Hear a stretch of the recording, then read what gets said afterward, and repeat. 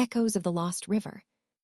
The late afternoon sun of a perfect Oregon July slanted through the colossal Douglas firs, painting the ground in shifting mosaics of light and shadow.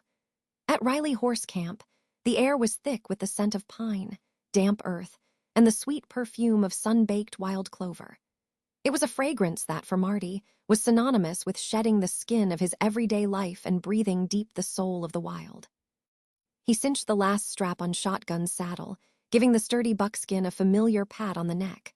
The horse nickered softly, a sound of pure contentment. Across their campsite, Deloris was making a final adjustment to the bridle on Roudy, her Appaloosa, whose spotted coat seemed to shimmer in the dappled light. She murmured to him, her voice a low, melodic counterpoint to the whisper of the wind in the canopy. "Ready for a pre-dinner exploration?" She called over to Marty, her smile as bright as the glacier on the distant peak of Mount Hood. "Born ready," Marty replied, swinging himself effortlessly into the saddle. "I was thinking we could check out the Lost River Trail. We haven't been down that way in years." Dolores's eyes lit up. "The spooky one, the one the old-timers say is haunted by prospectors." "The very same," he grinned. "Don't worry, I'll protect you from any spectral gold panners." "It's not them I'm worried about," she laughed, mounting Roudy with a fluid grace. "It's you and your sense of direction after 3 switchbacks." Their laughter mingled with the gentle creak of saddle leather as they rode out of the camp, leaving their comfortable trailer and heavy-duty truck behind. This was their ritual, a short, exploratory ride on the first evening to reacquaint themselves with the forest's rhythms before tackling a longer trek the next day. The Lost River Trail was narrower and less traveled than the popular routes to Paradise Park or Ramona Falls. It plunged quickly into a deep, shaded canyon, where the temperature dropped several degrees and the forest grew denser, wilder.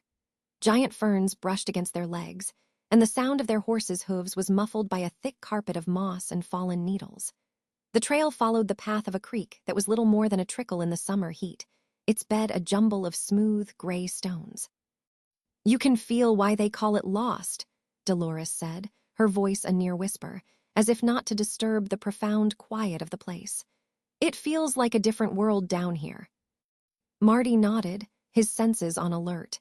He was a practical man, a fabricator who dealt in the solid realities of steel and welding torches, but even he couldn't deny the palpable atmosphere of the canyon. It felt ancient, secretive, a place that held its breath. They rode for another 20 minutes, the trail winding deeper into the canyon. Roudy, ever the curious one, suddenly shied, his ears pricked forward, his gaze fixed on a spot high up on the canyon wall to their right.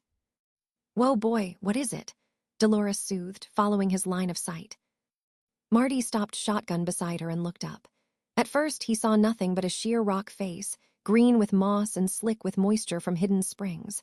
Then he saw it, a flicker of reflected light. It wasn't the natural glint of wet rock or a piece of quartz. It was a sharp, metallic flash, like sunlight hitting a piece of glass or polished metal. It was coming from a dark cleft in the rock, almost completely obscured by a curtain of hanging ferns. "What in the world?" Marty murmured. "A bottle, a piece of trash," Deloris suggested. "Maybe," Marty said, though his gut told him otherwise. It was too high, too inaccessible for a casual hiker to have left it. "I'm going to get a closer look."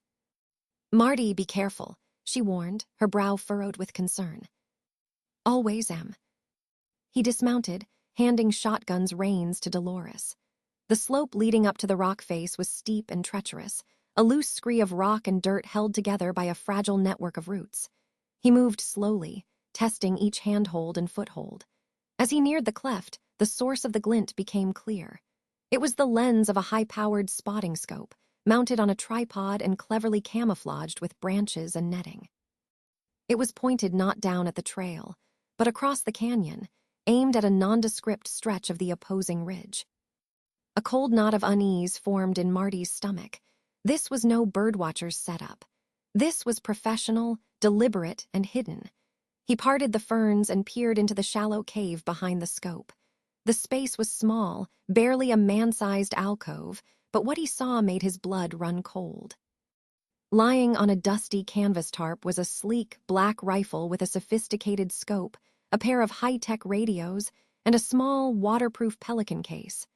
This wasn't a hunter's blind. This was a sniper's nest. He backed away slowly, his mind racing. Who would set this up? And what or who were they watching? His first thought was law enforcement, some kind of surveillance operation. But it felt wrong. There were no markings, and the clandestine nature of the hideout felt more illicit than official. He scrambled back down the slope, his face grim. "Del, we need to go," he said, his voice low and urgent as he took Shotgun's reins. "Now." "What is it? What did you find?" "I'll tell you when we're clear. Just turn around, ride, and don't look back." The fear in his voice was unmistakable. Deloris didn't question him. She wheeled Roudy around, and they urged the horses into a fast trot, their earlier sense of adventure replaced by a primal need to escape. The canyon, which had felt secretive and magical moments before, now felt menacing, its shadows filled with unseen eyes. They had just rounded a bend, putting the rock face out of sight, when a voice, amplified by the canyon's acoustics, echoed from behind them. "Hold it right there." Two men stepped out from the dense woods onto the trail, blocking their path. One was tall and thin, with the pale indoor complexion of a city dweller and cold, intelligent eyes. He wore expensive hiking gear that looked brand new and held one of the high-tech radios in his hand. The other was shorter, built like a fireplug, with a brutish face and a nervous energy that made him constantly shift his weight from foot to foot. He held a handgun, and he held it with a familiarity that was terrifying. "That's far enough," the tall man said, his voice calm and utterly devoid of warmth. "I don't believe we've been introduced. You were admiring my equipment." Marty brought Shotgun to a halt, positioning his horse slightly in front of Deloris. He kept his hands slow and visible as he rested them on the saddle horn. "We didn't see anything," Marty said, his voice steady despite the frantic hammering of his heart. "We were just out for a ride, took a wrong turn." The man smiled, a thin reptilian stretching of his lips. "Please, don't insult my intelligence. My partner, Leo, saw you climb right up to the nest, so let's try again. Who are you and what are you doing on this trail?" "This is a public trail in a national forest," Deloris said, her fear giving way to a spark of defiance. "Maybe you should tell us who you are." The shorter man, Leo, took a step forward, raising the gun. "Shut up, just do what Mr. Corbin says." Corbin raised a hand and Leo reluctantly stopped. "Patience, Leo. They're just frightened, as they should be." He took a step closer, his cold eyes flicking from Marty to Deloris, then to the powerful horses. "You've stumbled into a very sensitive business negotiation, and unfortunately for you, we can't have witnesses." The meaning was chillingly clear. They weren't going to be allowed to just ride away. "Now," Corbin continued smoothly, "you're going to dismount very slowly. We're going to take a little walk off the trail and have a chat." Marty knew that walking off the trail with these men meant they would never walk back out. He met Dolores's eyes over his shoulder. He saw the same terror and the same fierce resolve that he felt. They had one advantage: their horses. 4,000 pounds of muscle and training that these city men wouldn't understand. "Okay," Marty said, raising his hands in a gesture of surrender. "No trouble." He started to swing his leg over the saddle, a slow, deliberate movement. But instead of dismounting, he dug his heels hard into Shotgun's sides. "Go Del, ride," he yelled. Shotgun, a trained ranch horse, leaped forward from a standstill, surging directly at the two men. Leo yelped in panic and jumped backward, firing a wild shot that ricocheted off the rocks with a high-pitched whine. Corbin, more agile, dove to the side. Deloris didn't hesitate. She gave Roudy his head, and the Appaloosa exploded past the scrambling men, his hooves striking sparks on the stony trail. For a heart-stopping second, Marty was right behind her. But as he urged Shotgun on, the horse suddenly screamed, a high, terrified sound of pain, and stumbled, his right foreleg buckling beneath him. The wild shot hadn't been entirely wild. Marty was thrown from the saddle, hitting the hard-packed earth with a force that knocked the wind out of him. He rolled, pain shooting through his shoulder, and looked back. Shotgun had fallen to his knees, struggling to rise, his leg bleeding freely from a deep, ragged wound. Leo and Corbin were already on their feet, their faces contorted with rage. "Get the girl," Corbin shouted. "She's getting away."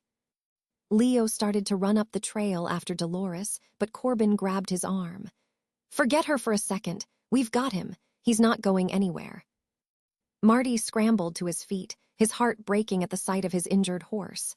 He was trapped. Deloris was escaping, but he was alone, on foot, with a wounded animal and 2 armed men closing in. The haunted quiet of the lost river canyon had just become his cage.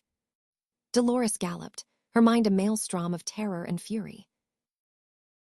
She could hear the gunshot echoing, could hear Shotgun's scream replaying in her head. Every instinct screamed at her to turn back for Marty, but his desperate command, "Ride," propelled her forward. She was his only hope. If she was caught, they were both dead. She pushed Roudy harder, the powerful horse responding with a surge of speed. She didn't know where she was going, only that she had to get out of the canyon, had to find help. She risked a glance over her shoulder. No one was following. They have Marty. The thought was a physical blow, but she forced it down, converting her fear into fuel. She burst from the mouth of the canyon back into the sunlit woods, her eyes scanning frantically for the trail back to camp. She found the junction and veered onto the familiar path, not slowing until the first loop of the Riley horse camp came into view. She slid Roudy to a halt near their trailer, her breath coming in ragged sobs. She swung down, her legs trembling. For a moment, she was paralyzed by the sheer horror of the situation.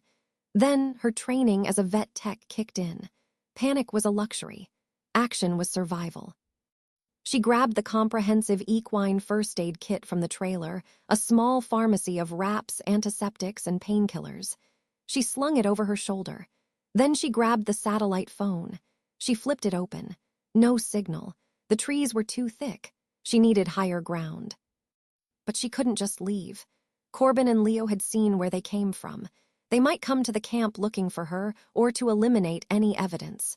And Marty might try to circle back. She had to leave him a sign, a weapon. Her eyes fell on the tools in the bed of their truck. She grabbed a heavy-duty flare gun they kept for emergencies and stuffed a handful of cartridges into her pockets. Then, thinking of Marty, she grabbed a long, heavy tire iron, its weight a grim reassurance in her hand. She laid it on the ground near the entrance to their campsite, partially concealing it with a saddle blanket, a silent offering for him if he made it back. Her plan was desperate. She would ride to the top of a nearby bare ridge she and Marty had nicknamed the Lookout, a place where the trees thinned and the views were panoramic. She could get a signal there, and from that vantage point, she could see the entire area, including the trails leading from the Lost River Canyon. She could be a spotter. She could be a warning. She remounted the still prancing Roudy, the horse feeding off her frantic energy. "Okay, boy," she whispered, her voice tight. "It's up to us now." She turned him away from the camp and urged him toward the steep, winding trail that led to the Lookout, a lone rider on a desperate mission, the fate of the man she loved resting on her shoulders. Back in the canyon, Marty faced Corbin and Leo, his body positioned protectively in front of the struggling shotgun. The horse was on his feet now, but wasn't putting any weight on the injured leg. "It's over," Corbin said, his voice laced with irritation. "Your girlfriend is gone, your horse is crippled. Just tell me what you saw and we can make this quick." "He saw the scope," Leo said, gesturing with his gun. "He saw the rifle." "I saw nothing," Marty spat, his eyes darting around looking for any possible escape route. There was none. The canyon walls were too steep. "Wrong answer," Corbin sighed. He nodded at Leo. Leo advanced on Marty, a cruel smirk on his face. Marty braced himself, but instead of going for him, Leo shoved past and kicked Shotgun's wounded leg. The horse screamed and collapsed again, his eyes wide with terror and pain. A blind, white-hot rage erupted in Marty. He launched himself at Leo, a guttural roar tearing from his throat. He tackled the smaller man, and the two of them went down in a tangle of limbs. The handgun flew from Leo's grasp, skittering across the rocks. Marty's fists found their mark, a satisfying crunch as he connected with Leo's jaw. but Corbin was on him in an instant. The taller man was deceptively strong. He grabbed Marty by the collar and hauled him off Leo, slamming him back against the hard rock wall of the canyon. The impact knocked the air from his lungs, and his head swam. "I grow tired of this foolishness," Corbin hissed in his ear, his calm demeanor finally cracking. He pressed something cold and hard against Marty's temple. A pistol. "The game is over." Suddenly, the radio on Corbin's belt crackled to life. "Boss, we have a problem. There's a forest ranger truck pulling into the main campground. Looks like a routine patrol." Corbin froze, his eyes widening in alarm. He cursed under his breath.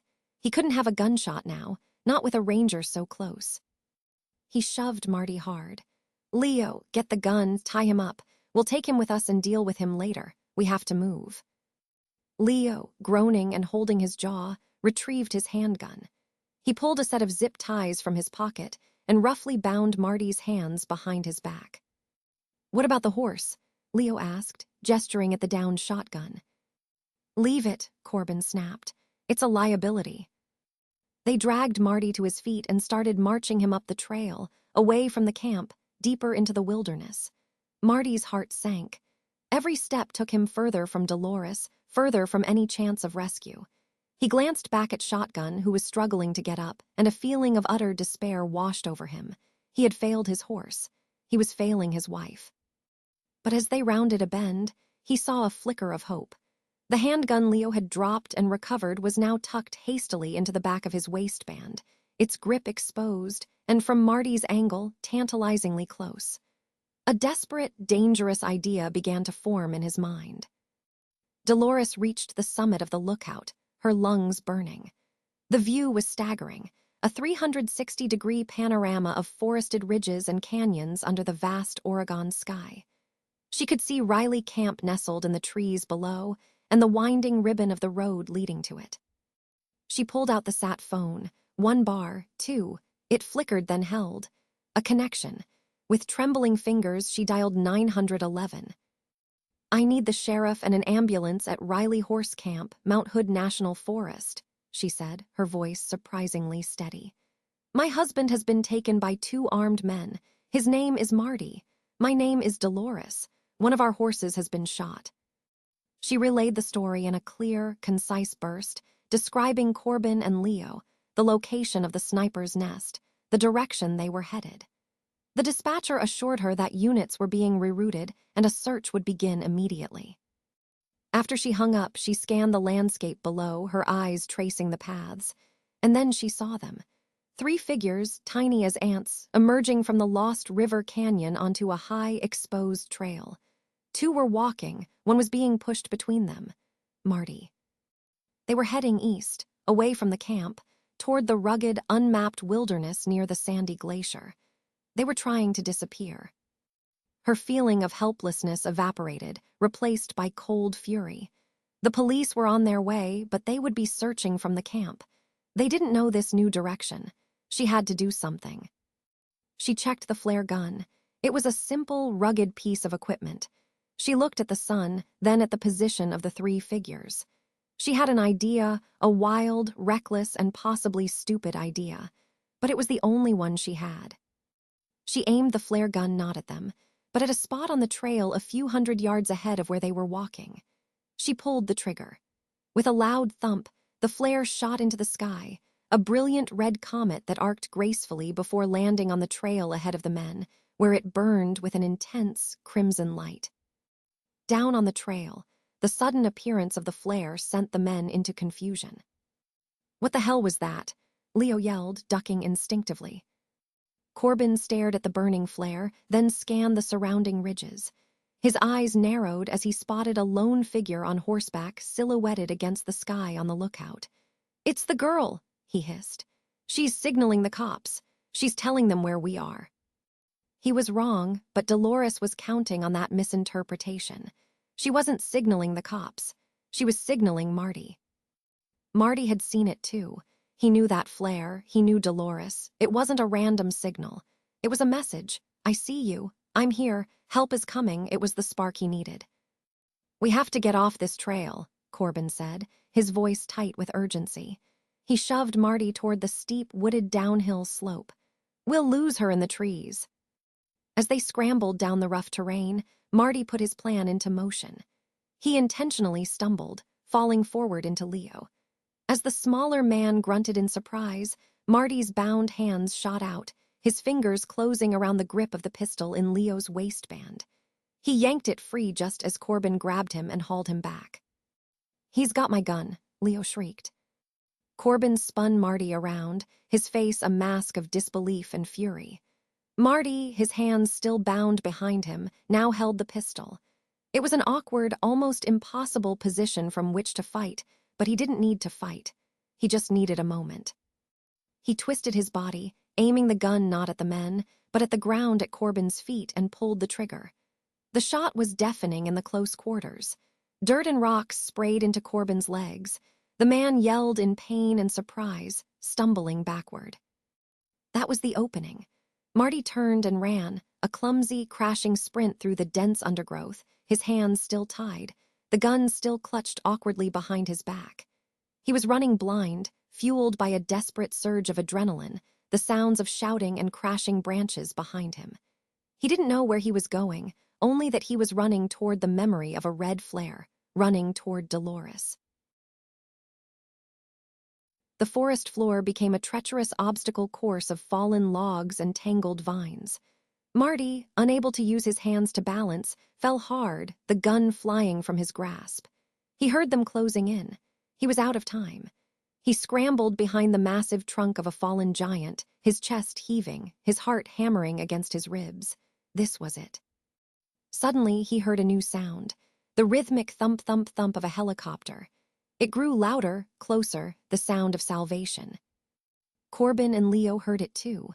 They burst through the trees and saw Marty cornered, but their eyes were on the sky. The helicopter was almost directly overhead. They were out of time and out of options. Corbin gave Marty one last look of pure hatred, then turned to Leo. "Split up, go." The two men vanished into the forest in opposite directions, swallowed by the wilderness just as the first sheriff's deputy, guided by the helicopter, broke through the trees. "Sheriff's office, show me your hands." Marty leaned his head back against the rough bark of the fallen tree and let out a long, shuddering breath. He was safe. They cut his hands free. They brought him water. They asked him questions. But all Marty could do was look up through the canopy in the direction of the lookout, where his wife and her crazy, wonderful horse had saved his life. An hour later, they were reunited at the campsite.